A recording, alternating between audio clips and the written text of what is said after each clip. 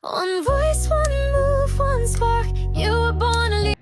So it's another day for Women's History Month, and if you haven't been following along, here's what I'm doing.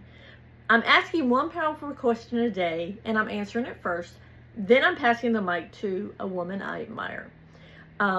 Because history isn't just in textbooks, it's in living rooms, kitchens, podcast studios, and blog cabins. So today, the question I am answering is, what issue affecting women today is closest to your heart? I would say right now, it would be the SAFE Act, and basically anything in the government right now that has legislation that deals with women's issues are affecting me right now. Being a mom of 3 amazing young women, I see how their world's going to change in the future if we continue on the path that we go to. And it's like we're going back in time instead of moving forward. All of the things that people that have fought before us have fought for are now being demolished and erased. And so that is my answer. Basically, anything that has any legislation that has to deal with women, whether it's women's rights to their own body, voters' rights, anything like that, it affects.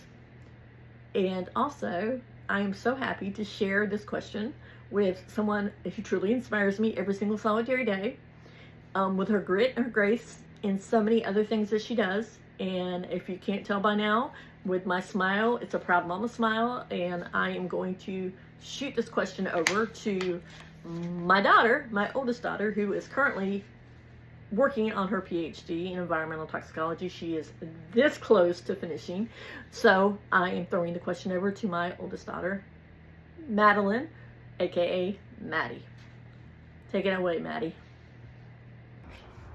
Hi everyone, my name is Madeline Vera Colon. I am a PhD candidate in environmental health sciences at University of California, Irvine. And in light of Women's History Month, I have been tasked with answering the question, what issue today women are facing that is the closest to my heart? And I would have to say, being a woman in higher education, unfortunately, our credentials are met with a lot of issues related to credibility. You could be discussing something in a group setting amongst a mixed company, and unfortunately women's voices need to meet extra credentials to be valued at the same caliber as our male peers. Now, this isn't always the case, but I have found, unfortunately, that this does happen.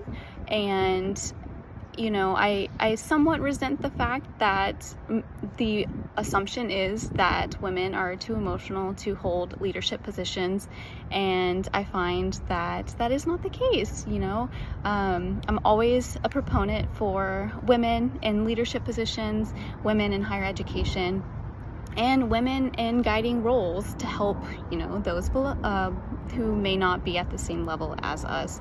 So always leading with a full heart and a clear mind, and you know, any ways that we can reduce bias in the workplace is always a bonus. So happy Women's History Month.